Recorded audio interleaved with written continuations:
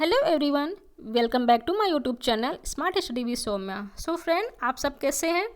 I hope आप सब अच्छे होंगे और आप सभी अपने बेहतर तैयारी में लगे होंगे। तो चलिए आज की इस वीडियो में हम पर्यावरण अध्ययन या फिर ईवीएस के हम 30 क्वेश्चन सॉल्व करेंगे।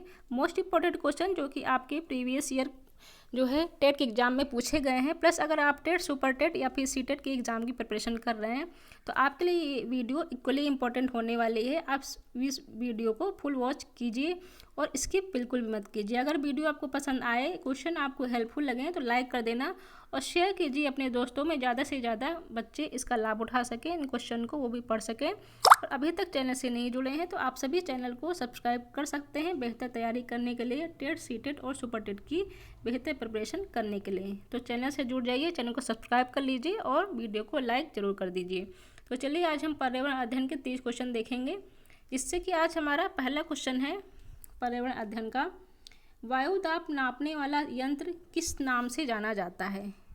आपको एटमॉस्फेरिक प्रेशर के बारे में पूछा गया है कि कौन सा इंस्ट्रूमेंट यूज होता है नापने के लिए। तो बहुत इजी क्वेश्चन और रिपीटेड क्वेश्चन, ऐसे क्वेश्चन आपसे बहुत पूछे जाते हैं क्योंकि ईवीएस में सिर्फ आपको ईवीएस मतलब कि पर्यावरण अध्ययन से मतलब नहीं है, यहाँ पर आपके साइंस और हर फील्ड के क्वेश्चन पूछे जाते हैं। ठीक है, तो देखते हैं हमारा पहला क्वेश्चन। बैरोमीटर कहते हैं, सिस्मोग्राफ कहते हैं, थर्मामीटर कहते हैं या फिर हाइग्रोमीटर?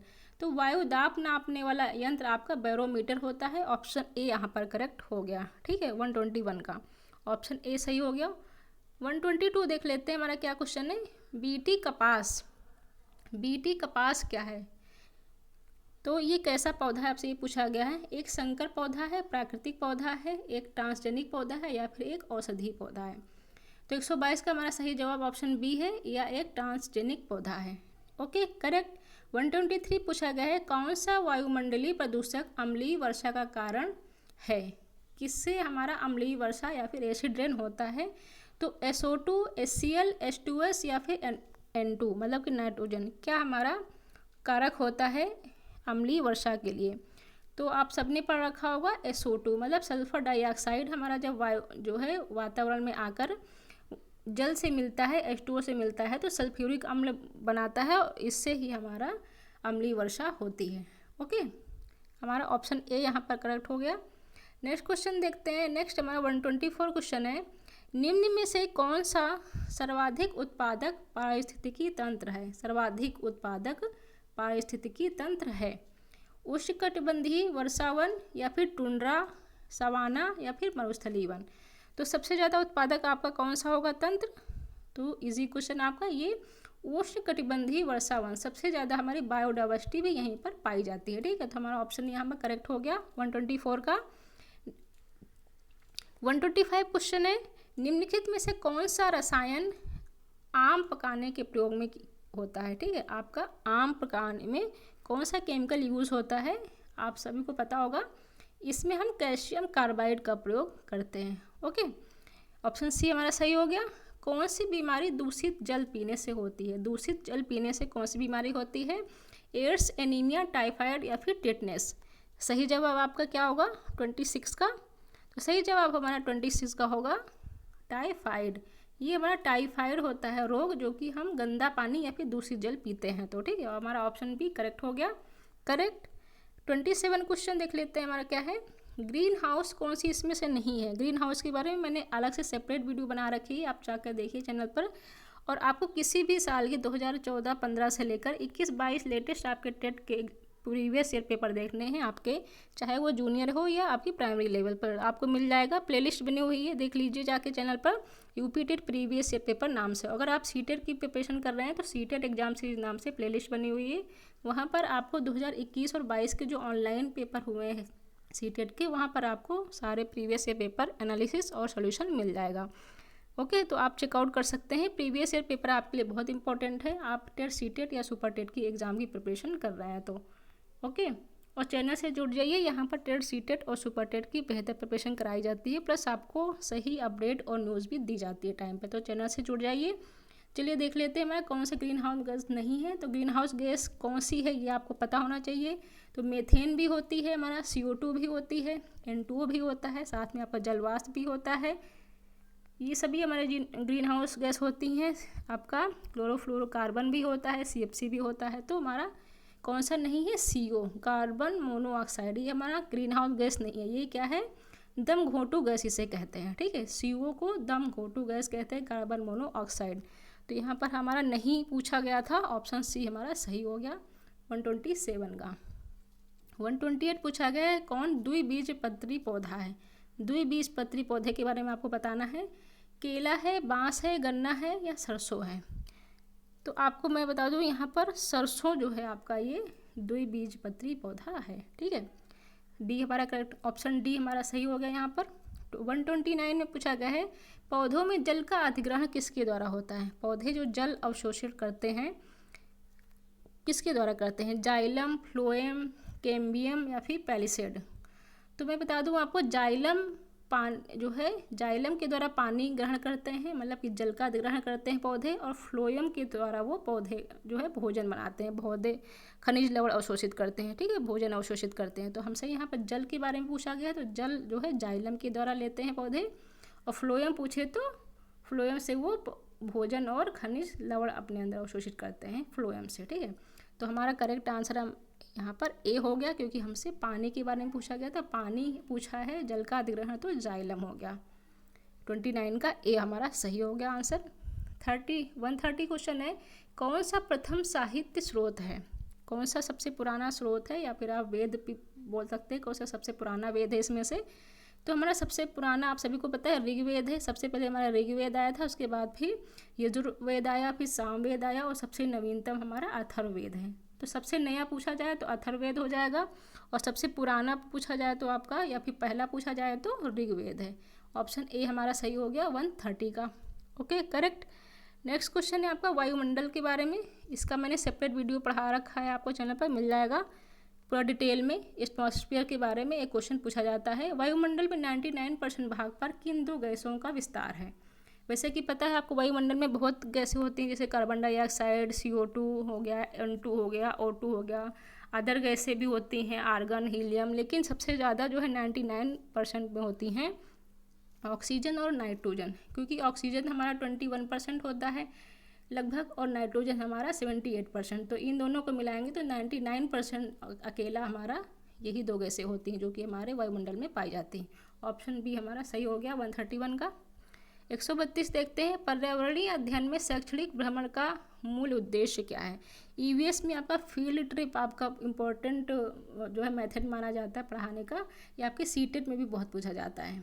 तो पर्यावरण जो है पढ़ाने के लिए अगर हम शैक्षणिक भ्रमण कराएंगे बच्चों को, तो उससे बच्चों के अंदर, छात्रों में प्रत्यक्ष अनुभव पैदा होगा। बच्चे सीखेंगे, देख के उसको जानेंगे किसी के बारे में, तो उससे वो ज़्यादा अच्छे से सीख पाएंगे, ठीक है। ऑप्शन बी हमारा सही हो गया। 133 क्वेश्चन पूछा गया है, कार्यकीय रूप से शुष्क मिट्टी की क्या विशेषता है। शुष्क मिट्टी की विशेषता आपसे पूछा गया है, इसे कैसे पहचानेंगे। उनमें अधिक जल देना होगा, या फिर पौधों को प्रकाश पर्याप्त नहीं मिलेगा, मिट्टी में लवण सांद्रता अधिक होगी। तो यही हमारा सही है C, मिट्टी में लवण सांद्रता अधिक होगी, 60 ज़्यादा होगा, तो यही हमारा शुष्क मिट्टी की विशेषता होती है, ओके। 133 का ऑप्शन C करेक्ट हो गया हमारा। सतत और व्यापक मूल्यांकन आपका CCE से पूछा गया है, कंटिन्यूअस एंड कॉम्प्रिहेंसिव इवैल्यूएशन। तो ये क्यों आवश्यक है बच्चे के लिए। शिक्षा की प्रगति निरंतर ना बनाए रखने के लिए गलत है, शिक्षार्थियों को कितना नहीं सीखा ये जानने के लिए नहीं, कितना सीखा है ये हम जानते हैं। तो हमारा ऑप्शन C हमारा यहाँ पर सही बैठ रहा है। निरंतर मूल्यांकन होते रहने से शिक्षार्थियों में परीक्षा का अनावश्यक भय नहीं होता है।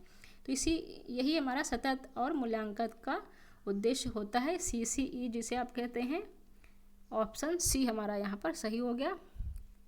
चरने वाले पशु वनस्पति को कैसे बदलते हैं, मतलब कि जो चरने वाले पशु होते हैं, जैसे गाय भैंस जो चरने जाते हैं, घास चरते हैं, तो वो जो भी घास चरते हैं उसको कैसे चुनते हैं, वो कैसे सेलेक्ट करते हैं कि मुझे ये वाली घास खानी है। बीज प्रकीर्णन द्वारा, या फिर पर परागण द्वारा, रोग फैलाकर, या फिर चुनकर। तो वो जानवर चुनकर जो है चरते हैं, हर जो है सभी घास को वो नहीं चरते हैं, जो उनके लिए इम्पोर्टेंट होता है वही घास वो चरते हैं, ठीक है।